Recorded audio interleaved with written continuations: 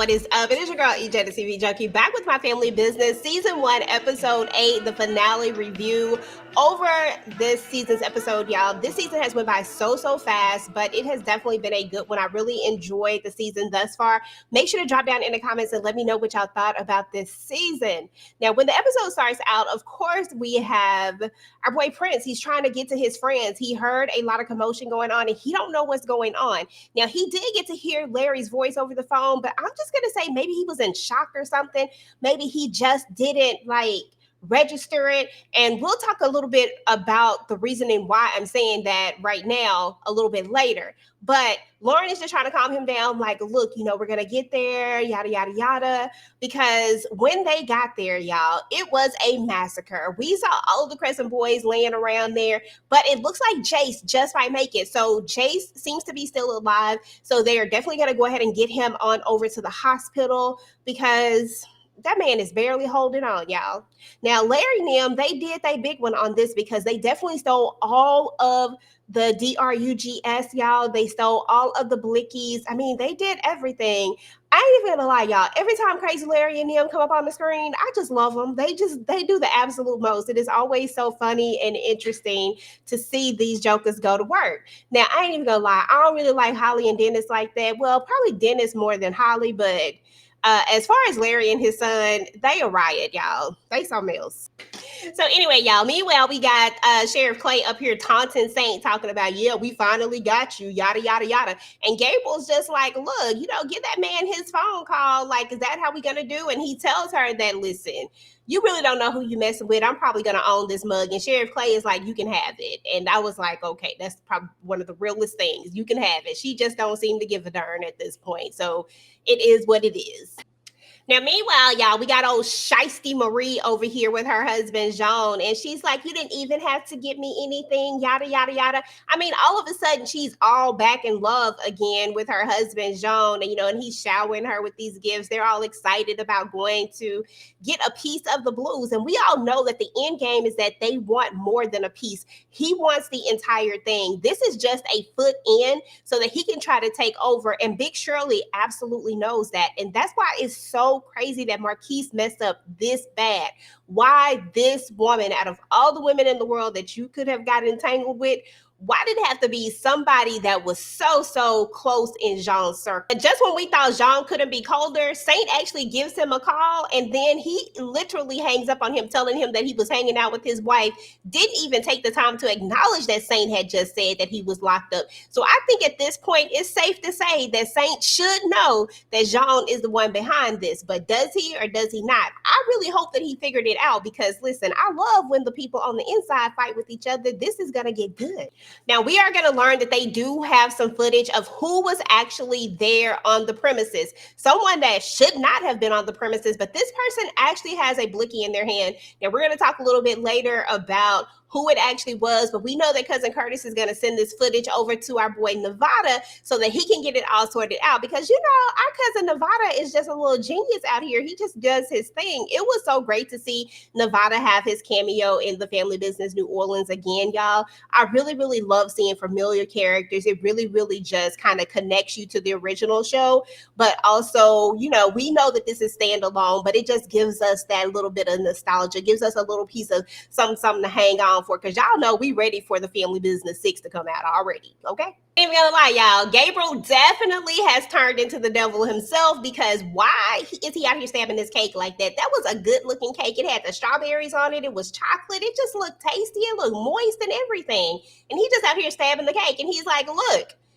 I need you to do this. Like his assistant, when he go left, I see he really do go left. I mean, the other day they was all kind and kikiing and giggly. But today it is absolutely a whole different story. So Gabriel is not about this though. Gabriel feels like Big Shirley literally disrespected him. She just played in his face and he don't like it. And now he's going to be out for some get back. He is going to be out for some revenge. So yeah, we're going to have to see how this going to go because this man is pretty powerful and he does have a lot of connections, but will he be able to get what he wants from Big Shirley, or does he even want that anymore? At this point, does he just want to destroy her? We talked about that land, y'all, and I was like, if that land is in his name, this could be more problems from Big Shirley than what she was having with the other guys. Like, this is going to be interesting to see how it all plays out.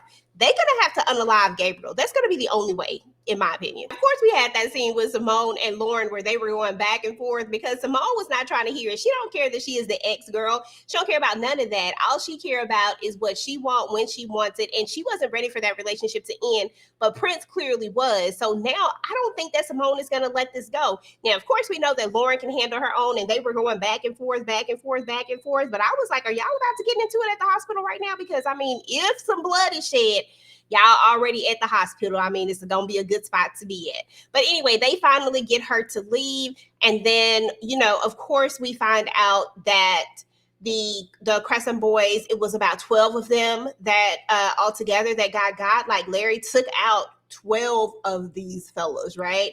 And Jace was the only one that survived out of all of the guys. So as the other Crescent Boys are leaving out, we are going to see that Holly and Kenny are going to be talking, y'all. Now, I'm not even mad at this right here because, first of all, Holly stayed doing the absolute most, and Kenny just going along with it because she said the key word, I get so horny when I unalive people. Like, that was the key word for him. That's all he had to hear. And when did these two even get together, y'all? Like, I don't even know. I'm just saying, like, this felt like it was just a pop-up on us. But anyway, she decides that they want to go take out the rest of these purple jokers, right? Even though she did not get the word from the man in charge, she just gonna do this on her own. The same way that she went and did with Sasha, her and Brother X, and I'm still mad about that. So I did not care that she got when she brought a knife to a gunfight. Good riddance to Holly.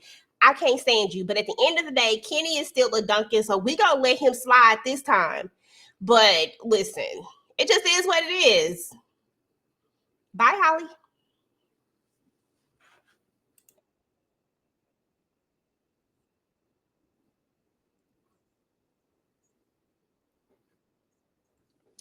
So, anywho, y'all, while Jean and his wife are sitting up here getting ready to sign off on their little piece of the blues, their 10%, and Marie getting ready to have her little job as the manager, and she all excited and they getting ready to do what it do. That's when Marquis comes in and Sheriff Clay and says, hey, no, do not sign that paper because guess who's out? Saint is out. And Jean is livid talking about how the heck is Saint out? He don't have no money. He ain't got no lawyer because the lawyer is here. So how did he get out? Now, it's already sad enough that Jean has backdoored his best friend just so he could give his wife, his cheating wife at that, a little bit piece of the blues. His wife that might have also did some other things as well for reasons we don't really know. But like, really, John? I mean, I really want it to be more than that, and I do feel like it is because at the core of it, Jean is a businessman, and this deal will be really, really lucrative for him if he's able to launder like tons of money through the casino. So I know it's beneficial to both of them, but it just feels so weird and crazy and wrong that he would throw his close friend under the bus like that, unless he knows already that, you know, Saint kind of had that backdoor deal. But we know that this backdoor deal for Saint was not about trying to take over. Now, in the beginning, I kind of thought it was, but we later learned that he didn't want to be number one. All he wanted to do was take care of net, a little net. Okay, that's all he wanted to do. But I mean, it is what it is. So what tripped me out the most in this scene is when Marie is like, Jean, so what about my manager job? Ma'am, read the room. Do you not see what is going on here? Do you not see that this deal is falling through? And that's pretty much what Jean says too. And then he tries to pick her up, talking about, come on, woman. And she's talking about, I'm not Simone. And she walk up out of there. I said, oh, okay, here we go. Where you finna go? To Cousin Curtis? Like, what's finna happen? Because it felt like that's what she was about to go do. But ironically, she actually did not do it. Now, Saint says that he is not Saint. Now, Jean says that he is going to figure this out, that he gonna get this back on track. But until then, he gets no piece of the blues, point blank and period. Now, it is important to mention how Saint actually got out, because we do find out that Gabriel was like, look, I'm gonna go get Saint out. Gabriel has a plan. He has a mission. Now, I don't really think that Gabriel is the killer type. So I think that he needed to go get somebody who was, and that's what makes his partnership with Saint something that is gonna work. It makes it makes it a match, it makes it, they both have reasoning. Saint has nothing else to lose. He's lost Nettie. He lost his wife. His best friend has backdoored him. And I think he's starting to figure all of this out. He was about to get left to just sit there and rot in jail. And even though he did what was said that he did, it's not like it's anybody's fault but his own. But at the same time, the way that he got caught up in it was, kind of diabolical. But so because of this, of course, he's going to do whatever Gabriel asked him to do. And in this case, we know that Gabriel wants Big Shirley. We know that that is his ultimate goal. And right now he wants his get back. She disrespected him in a major way. He feels played. So now he's going to use Saint to get what he wants. And also Saint, in the meantime, also gets to get his get back because he wants Marquis so bad. Marquis basically was laid up with his wife. Marquis was with a woman that he should not have been with. And the way Saint sees it is that he needs to go. Okay, so here we are. Not saying that Marquis was right, but come on, Saint, your girl was for everybody. It is what it is. When Crazy Larry came out of that hospital because he actually hurt his hand doing his little job that he just did, he sees Lauren and she's over there talking to one of the Crescent boys, right? And because he knows it because of the purple, and he looks at him like up and down, and he definitely is not ready to shake his hand. He just kind of look at him like, And then he tells Lauren, like, that's not the one for you. That is not him. And then he tells her about the fact that these guys were plotting to unalive Marquis and his brother, which is the reason why they kind of stepped in. So now she has this big, huge thing that she knows who it was that unalived his closest friend. I mean, it was her father and his merry gang of crazies. So how do you even, do you tell him? Do you not tell him? I don't know. Will she tell him? Will she won't? This is going to get really, really interesting, y'all. And I've been telling y'all that this is going to be complicated from the beginning, and all this did was complicate it even more. But I am interested to see what Lauren actually says, if she'll tell it or not, because honestly, I don't know. Now, when it was all said and done, Cousin Curtis finally gets the footage back and is able to see who it was that unalived Pierre, or at least who it was that had a Blickey out there on the scene that could have possibly unalived Pierre. Because to be fair, we don't know that she actually did it. Does she look guilty as hell? Absolutely. When Curtis goes over there to confront her, does she look absolutely guilty? Does she say that if Jean finds out, he is going to take her out? Yes, but she still didn't admit to actually doing it. I'm going to say that it was actually her because I felt like she was confessing with her actions, but you never know. We could always spin the block on this. It could always be somebody else. I mean, we don't know. So there's that, we don't know 100%, but for now, in my mind, she did it, okay? Because otherwise, why was you even there with the Blickey? What was even the point? There are so many questions as it relates to this particular part, because why? What type of beef did y'all have? Or what was you doing? Or what was he doing that caused us to get to this point? Because it has to be something, y'all. Now, I won't even lie. When Bree tells her husband that he needs to come home, I was like, girl, is you about to off your husband too? What are we doing? She about to do all of y'all a favor, because she is like, look, before he can get me, I'm going to go ahead and get him. So I don't know how this is going to play out. Is she going to leave town? Is she going to try to take out her husband? What? Now, another major part is when we see that Jean actually finds out who it was that unalived the Crescent boys. When they're passing through to go back to see Big Shirley and them, they're going to see that Kenny and Crazy Larry are going to be there, and that they're going to be all cool. And, Floyd is going to be dapping them up and all this type of stuff. And he's going to automatically think that they were hired to take out the Crescent boys, that this was a backdoor type of situation, that this was someone that, Shirley and them hired to do the deed, and that this was done on purpose. Of course, he's not going to have the full story, and that's how it always goes, right? Somebody's always jumping to conclusion thinking that is one thing, but I mean, at the end of the day, it is what it is. I mean, Crazy Larry and them, they are Duncans, he and Kenny, and they did take them out, but only because they were trying to take out Marquis and Curtis, and he wasn't gonna let y'all take out his son like that. So it is what it is. But I just feel like we just up the ante just a little bit. Like Jean is really about to want to go to war with them.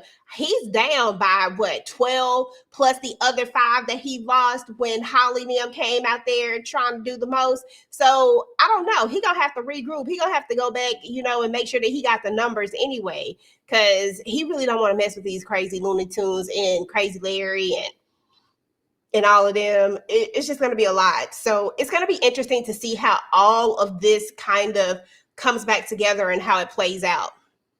Floyd heads off to the airport to take Monique to go see her daughter or whatnot. She only has one security there. And then, of course, there is Cousin Curtis, who's out doing whatever he do with Marie, trying to save her because why he talking about he got her back, I have no idea. I'm really trying to figure out, is Cousin Curtis really in this or not? Do he really care about Marie like that or not? Because at the end of the day, Marie is the reason for all of this. If she indeed did, take out Pierre, she's where it all starts. Like, I need Cousin Curtis to figure it out, because I don't like it. I really don't like the fact that he said what he said, and now I really don't know.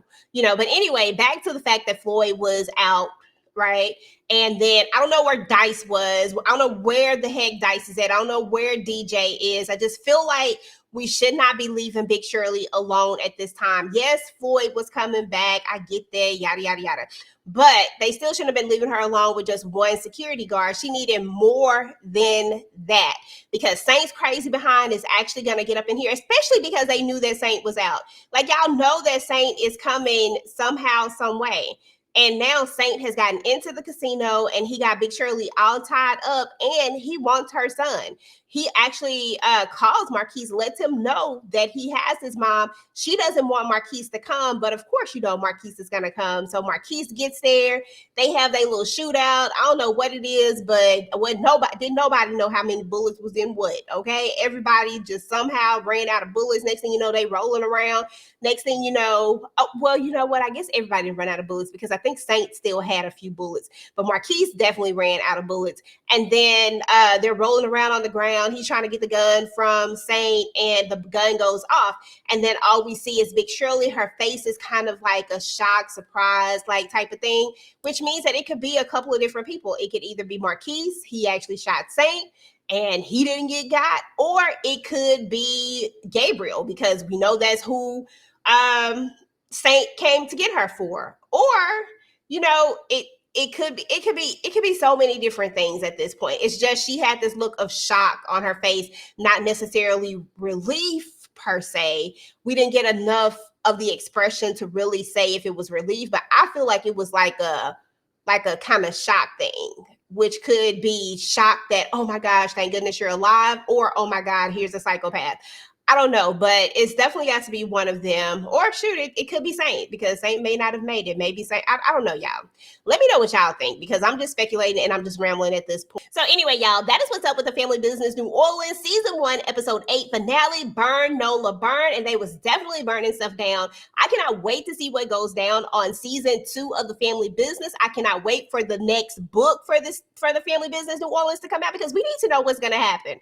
Right now, I am just as lost as everyone else, because this is where the book actually ends. So we're going to definitely have some prediction videos and all that type of stuff, and and see what everybody thinks about it. Meanwhile, guys, please go ahead and drop down in the comments. Leave me a comment. Let me know what you thought. It definitely helps push the video out in the algorithm. Make sure to hit like, share, subscribe, do all the things to help the girl out, and I will catch you guys on the next one. I testify for you. I do that 3 more times again. I testify for you. I feel that like